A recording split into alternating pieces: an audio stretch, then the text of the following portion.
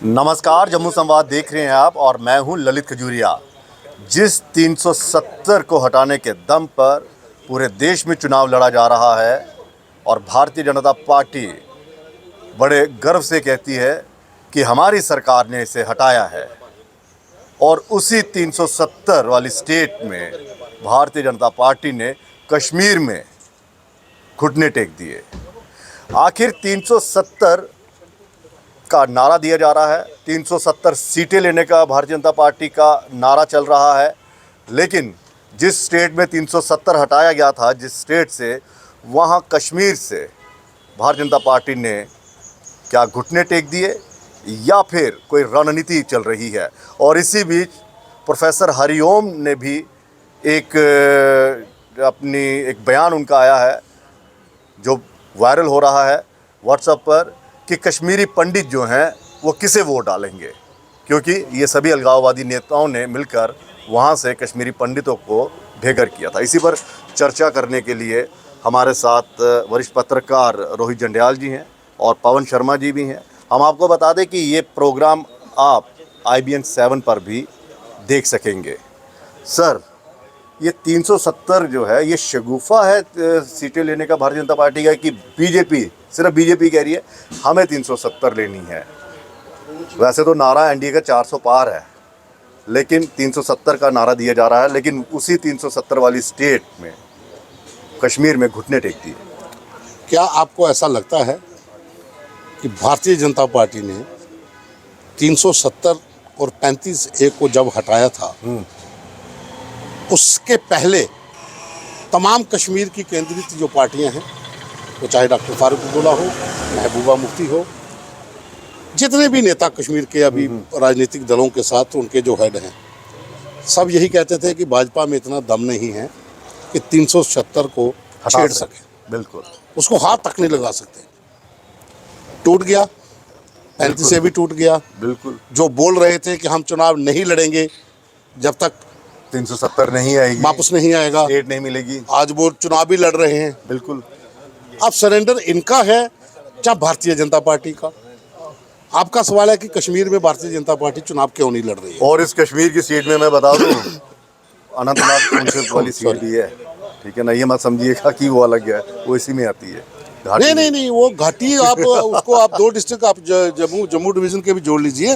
अब मैं आ रहा हूँ आपके सवाल के ऊपर कि 370 का जो एक भारतीय जनता पार्टी ने बाहर प्रचार किया है कि हमने जम्मू कश्मीर से धारा 370 हटा दी है, क्योंकि ये पहला चुनाव है उसके बाद लोकसभा का, लेकिन विधानसभा के कई राज्यों में चुनाव हुए, वहां पर भी ये नारा दिया गया। ठीक है, उसी के दम पर वोट मांगे, उसको कैश किया। बिल्कुल, वो इसलिए कैश किया कि उन्होंने ये हटाया था। बिल्कुल, वो बनता भी था, बिल्कुल। लेकिन कश्मीर से जो 2 जगह पर या 3 जगह पर अपने कैंडिडेट नहीं देना, ये मैंने पहले भी आपको कहा था, ये भारतीय जनता पार्टी का स्टेट जो यूनिट है वो अपना उस लेवल का कोई कैंडिडेट तैयार नहीं कर पाए, और साथ ही हो सकता है कि हाईकमान की अपनी कोई नीति हो जिस नीति के तहत ये डिसीजन लिया गया। क्योंकि मैं आज भी दावे से कह रहा हूँ कि राजौरी अनंतनाग सीट के ऊपर भारतीय जनता पार्टी के मौजूदा राज्य प्रधान JKUT के प्रधान अरविंदर रैना ने जितना दौड़ धूप की, जितनी मेहनत की, अगर वो कैंडिडेट होते तो समीकरण बदल जाते। बजाय आप किसी को समर्थन दे रहे हो, आपका अपना कैंडिडेट वहाँ से जीत जाता। लेकिन फिर मैं वही वापस यही बात क्यों कह रहा हूँ कि भारतीय जनता पार्टी की ये दूर की नीति है, NDA का कुंभा भी बढ़ाना है। सर, ये दूर की नीति है या भारतीय जनता पार्टी 370 के बाद उन्हें विश्वास ही नहीं हो पा रहा है अभी तक कि ये कश्मीर की आवाम का दिल जीत लिया है, या फिर उन्होंने इतने लीडर तैयार कर लिए हैं कश्मीर घाटी में कि वो भाजपा का झंडा लेकर चुनाव पे उतरते हैं? देखिए, ये सही है कि कोई भी राजनीतिक दल हो तो वो अपनी रणनीति के हिसाब से ही इलेक्शन लड़ता है, ना कि पत्रकारों के लिहाज से लड़ता है, ना कि किसी और। लेकिन सवाल तो पत्रकार ही उठाएंगे ना। लेकिन सवाल जो है बनता है कि जैसे भाजपा पूरी एक प्रचार करती है कि अमेठी से राहुल गांधी ने इलेक्शन क्यों नहीं लड़ा, उसे जैसे सारे पत्रकार चैनलों में बैठकर ये डिस्कशन करते हैं कि उन्हें लड़ना चाहिए था फ्रंट फुट पर आकर, तो फिर भाजपा को 370 के नाम पर क्यों नहीं लड़ना चाहिए था? कि क्या भाजपा की जो दोगली रणनीति नहीं है कि अगर भाजपा भाजपा पूरे प्रधानमंत्री का अगर आपने स्टेटमेंट सुना होगा तो प्रधानमंत्री ने कहा था कि हमने कश्मीर से 370 हटाया है और हमें इस बार 370 सीटें दो और हमारे पूरे एनडीए को 400 प्लस सीटें दो। इस पर हम 400 प्लस का नारा लेकर चलेंगे। जो जब आपने 370 हटाने के नाम पर आपने 370 सीटें मांगी है तो फिर कश्मीर की 3 सीटों पर चुनाव क्यों नहीं लड़ना? तो उन्हें भी तो फ्रंट फुट पर आकर लड़ना चाहिए था। हार और जीत लगी रहती है, ठीक है, रणनीति है, रणनीति में मानता हूँ हो सकती है ये, तो फिर रणनीति कांग्रेस की क्यों नहीं है? फिर रणनीति तृणमूल कांग्रेस की क्यों नहीं है? फिर रणनीति आपकी क्यों नहीं है? वहाँ पर क्वेश्चन मार्क क्यों नहीं है कि रणनीति क्या सिर्फ भाजपा बनाती है? तो ये इस 370 में क्या ये 3 सीटें नहीं थी इन्वॉल्व? नहीं, वो तो हैं, आपके पास 5 थी, 2 पे जम्मू आपका आ नहीं, गया, वहाँ पे तो उन्होंने रियासी, ठीक है। उधमपुर डोडा, और उसके बाद रजौरी अनंतनाग और 2 कश्मीर। 360 सर, वही मैं कह रहा हूँ ना, ये क्या वो नहीं थी बाकी? देखो, अगर आप इस तरह से सवाल उठाओगे तो फिर सवाल तो सवाल तो उठेंगे। वो तो मैंने पहले कहा था कि सरेंडर किया है 3 सीटों के ऊपर, लेकिन किस वजह से किया है ये बात। लेकिन ये और ज़्यादा मजबूत होता, इनकी बात पे और ज़्यादा ये मोहर लगती कि देखिए कश्मीर से हमने 370 हटाया और उसके बावजूद जो है कश्मीर की आवाम ने हमें चुना। ये तो और अच्छा मैसेज आता है सर। देखो, इसमें एक चीज़ और भी हो सकती है ना, इसमें एक चीज़ और, मैंने कहा जी एक टेस्ट भी हो सकता है कि हम जिस पार्टियों को समर्थन कर रहे हैं, हमारे ऑब्जर्वर नियुक्त हुए हैं, प्रभारी नियुक्त कर दिए गए हैं, जो भारतीय जनता पार्टी का कैडर है वो वहाँ पर जाके प्रचार कर रहा है, दूसरी पार्टी के लिए वोट मांग रहा है, अपनी पार्टी का क्लियर हो गया कि अपनी पार्टी को समर्थन देंगे। हो सकता है ये एक टेस्ट हो आने वाले विधानसभा चुनावों में। स्कूटी निकालनी है थोड़ा वहाँ से। हो सकता है कि ये विधानसभा चुनावों का एक टेस्ट हो कि आने वाले जो विधानसभा चुनाव हैं, हम किस पार्टी को समर्थन दे रहे हैं, उस पार्टी का जनाधार कश्मीर में कितना खरा उतरता है, कितनी परसेंटेज पोलिंग होती है। उसके बाद हो सकता है कि विधानसभा चुनावों में उसके साथ खुले तौर पर गठबंधन हो। लेकिन विश्वास तो खुद पर नहीं ना हुआ। नहीं, खुद पर वही तो मैं कह रहा हूँ कि आप 370 के नाम पर, मैं आपकी बात मानता हूँ, मेरा सवाल नहीं, जिस तरह से आपने मैंने आपका सवाल समझ लिया। नहीं, आप दूसरी तरफ पहुंच जाओ। आप विधानसभा की बात कर रहे हो ना कि विधानसभा फ्यूचर में टेस्ट की बात कर रहा हूँ। तो ये दूसरों के साथ गठबंधन क्यों करेंगे? क्यों नहीं कूद कर आते? बाद में देखी जाएगी। जब आप 3 सीटों पे अपने कैंडिडेट वहां नहीं दे पा रहे हो तो फिर वहां पर अपने यानी कि तो कुल मिलाकर मोहर तो गठबंधन के साथ ही चुनाव लड़ा जाएगा ना। भाजपा की सबसे बड़ा फेलियर मोहर लग गई। भाजपा का फेलियर ये है कि ये बोलते हैं कि हमने 5 साल में पूरे जम्मू कश्मीर को बदल दिया, तो फिर इन्हें 5 सालों में 3 कैंडिडेट भी तैयार नहीं कर पाए अपना। क्या भाजपा 3, अगर मैं कहता हूँ आपके पास कश्मीरी पंडित समुदाय के वो चेहरे हैं, लेकिन आपके पास कश्मीरी पंडित के वो चेहरे हैं जिनको आपने एमएलसी बनाया, फिर आपने फिर कश्मीरी पंडितों को क्यों आपने आज एक उसमें डाल दिया कि वो किसे वोट दें? उन कश्मीरी जो कश्मीरी जो लीडर है उन्हें दे, जिनका वो पूरी उम्र विरोध करते आ रहे हैं। वही तो आज आपने अपनी पार्टी को सपोर्ट किया, तो अपनी पार्टी भी तो कश्मीरी हिंदुओं के जो खिलाफ ही रही है। तो आज आप भाजपा की वजह से तो आज सारा आज उन्हें वोट देना पड़ रहा है। ये नहीं है कि वो दे देंगे, लेकिन ये है कि जो आज कश्मीरी जो इसका अल्पसंख्यक जो इनका कश्मीरी हिंदुओं का जो इनका भाजपा का सेल है, तो वो भी तो उनके लिए ही प्रचार करेगा। सवाल ये है कश्मीरी पंडित कब इनके खिलाफ हुए? क्योंकि आप देखिए एनसी सरकार में कश्मीरी पंडित भी तो मिनिस्टर रमन मट्टू जीत के आए। भाजपा तो हमेशा ये कहती आ रही है ना कि जो कश्मीरी हिंदुओं के खिलाफ है, जो जितनी भी कश्मीरी राजनीतिक दल है, भाजपा ने तो कभी भी ये नहीं कहा कि जो अपनी पार्टी है वो इनके सपोर्ट में है, और पीपल्स कॉन्फ्रेंस इनके सपोर्ट में है। सुजात लोन के अगर उनकी हिस्ट्री देखो तो वो क्या है? अलगाववादी नेता। वो भी तो अलगाववादी नेता ही है ना। तो आज आप इनके सपोर्ट कर रहे हो। आज भाजपा के लिए मुझे लगता है कि सबसे अच्छा होता कि आपने तीनों कैंडिडेट, चाहे वो हार ही जाते, लेकिन एक अच्छा मैसेज आता पूरे इंडिया में, विधानसभा में इनकी तैयारी भी हो जाती पूरे इंडिया में। मैसेज कि बिना कैंडिडेट खड़े जो अब नहीं कर रहे, जिस पार्टी के साथ अलायंस करके जो कुंभा बढ़ाने की कोशिशें हो रही है, हो सकता है उनके साथ विधानसभा का चुनाव। मिस्टर इंडिया बनना चाहती थी क्या भाजपा यहाँ पे? मेरी बात नहीं समझे आप। विधानसभा का आने वाले हो सकता है कि जो ऐसे तो भाजपा ने विधानसभा चुनाव। एक और चीज है, जब आप गठबंधन की बात करते हो तो उसमें सारी की सारी सीटें तो ना वहां पे दे देते हो आप कि भाई आप ही लड़िए, हम सपोर्ट करेंगे। फिर तो ये वही हो गया कांग्रेस और एनसी वाला कि आप जम्मू में लड़ो, अब कश्मीर में लड़ेंगे। उनका भी तो गठबंधन लड़ेंगे, उनका भी तो गठबंधन टूट गया। लद्दाख में तो उन्होंने अपने कैंडिडेट खड़े कर दिए हैं। दरअसल गठबंधन जो होते हैं वो इलाके को देखकर और वहाँ की पॉपुलेशन को देखकर कि कौन से समुदाय का कितना वोट है, कौन सी जाति का कितना वोट है, उसके आधार पर तय करते हैं। आप कभी भी देखिए, जहाँ भी किसी पार्टी का गठबंधन होता है, पहले पूरा आंकलन किया जाता है कि यहाँ पर किस समुदाय का कैंडिडेट दे और कौन पार्टी दे सकती है।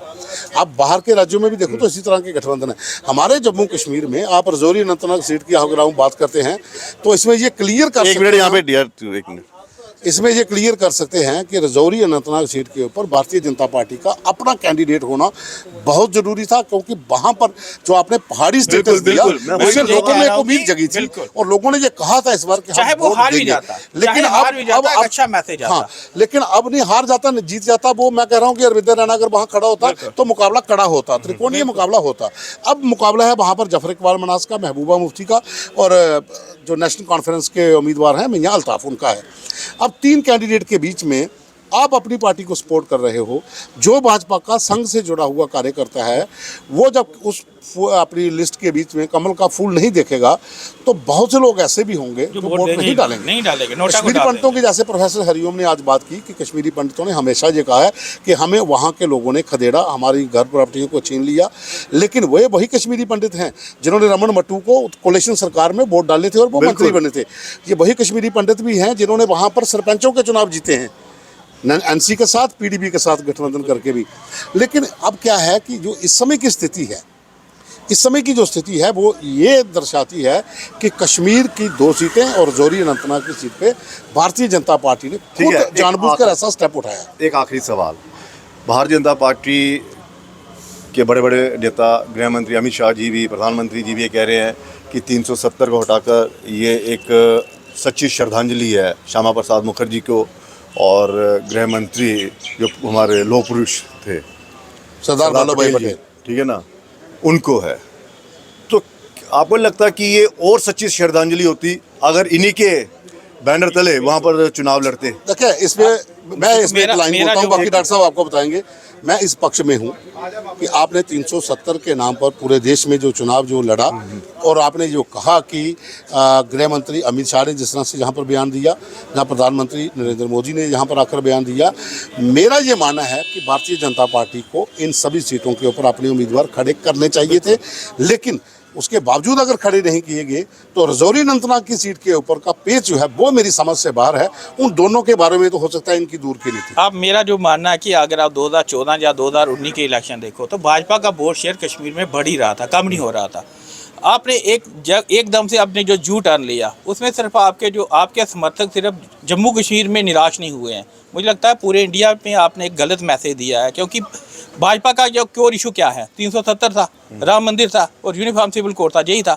तो आपने जिस 370 पर आपने पूरे इंडिया में अपना जनाधार बढ़ाया, जिस 370 के नाम पर आपने साउथ तक आप प्रचार करते हो, उस 370 को तोड़ने के बाद अगर आप जम्मू कश्मीर आपकी 6 की 6 सीटों पर, जम्मू कश्मीर लद्दाख की 6 की 6 सीटों पर अगर आप चुनाव नहीं लड़ पाए, मैं कहता हूँ हो सकता है कि लद्दाख में लड़ रहे हैं, मैं 6 सीटों पे बोल रहा हूँ, मैं पूरी 6 की 3 पर ही लड़ रहे हैं ना। हाँ। मैं बोल रहा हूँ कि बेशक आपकी, मैं कहता हूँ बहुत अच्छी रणनीति होगी, आप कश्मीर में जो आपके सपोर्टेड है वो भी जीत जाए। लेकिन मुझे कहता है कि आपका बहुत बड़ा फेलियर है जो आप 3 सीटें जो कश्मीर की 3 सीटों पर चुनाव नहीं लड़ पाए। और ये आपके उन सपोर्टरों के लिए जो पूरी उम्र कश्मीरी नेताओं का जो विरोध करते रहे, वो आज उन्हें उनके लिए वोट देना पड़ेगा। सबसे ज्यादा बेबसी तो रविंद्र रैना जी की है, प्रदेश अध्यक्ष होकर नहीं और मेहनत की है, इतनी मेहनत की। और 370 हटने के बाद ये पहला चुनाव है, ये पहला चुनाव है और वो इस पहले चुनाव में ही देखिए इसका अपनी पार्टी को, इसका खुद की पार्टी को वोट डाल पाएंगे। यहाँ एक चीज़ और मैं बताऊंगा, एक इम्पैक्ट यहाँ पर ये भी पड़ेगा जब मतदान होगा, क्योंकि जम्मू में रेशमगढ़ कॉलोनी में एक मतदान केंद्र पर एक महिला वोट डालने जाती है जिसकी आयु लगभग 80-85 के करीब है। वो अंदर जाती है, वो पूरी मशीन देखती है और दौड़ के बाहर आती है, कहती है मैंने वोट नहीं डालना, इधर तो मोदी का फोटो ही नहीं है, है ना। तो ये स्थिति उधर भी हो सकती है कि वोट किसको डालना है, इधर तो कमल है ही नहीं। बिल्कुल सही है। ये भी कुछ है लोग ऐसे लोग नोटा पे वोट कैसे गुजरी होगी, आपको क्या लगता होगा? मुझे लगता है कि भाजपा का जो समर्थक है, जो खासकर कट्टर समर्थक है, वो बहुत निराश हुआ होगा भाजपा के इस कदम से। और प्रदेश अध्यक्ष का खुद का वोट वो तो निराश हुए ही होंगे क्योंकि उन्होंने इतनी मेहनत की है, उन्हें पूरी उम्मीद भी थी कि मुझे यहाँ पर टिकट मिलेगी आगे, वो तो पार्टी। लेकिन इसके साथ ही निराश भी होंगे, लेकिन इसके साथ ही एक चीज़ और भी है कि भाजपा ही एक ऐसी पार्टी है जिसका कैडर अनुशासन में बंधा हुआ है, जो आदेश आएगा उस आदेश का पालन होगा। आदेश का पालन यही होगा ना, तो फिर कुल मिलाकर चलिए बहुत शुक्रिया। तो कुल मिलाकर ये है कि जिस 370 को हटाने का दम भी भरा, गाजे बाजे से उसका प्रचार भी किया, कई राज्यों में जब चुनाव हुए विधानसभा के, वहाँ पर वोट भी मांगे, उसी स्टेट में जिस स्टेट से हटाया गया था अब यूटी बन गई है और घाटी में भारतीय जनता पार्टी वहाँ पर अपने कैंडिडेट ही नहीं उतार रही है। और कश्मीरी पंडित जो है वो असमंजस में है कि भाई साहब वोट किसे डालें। इजाज़त दीजिए, नमस्कार।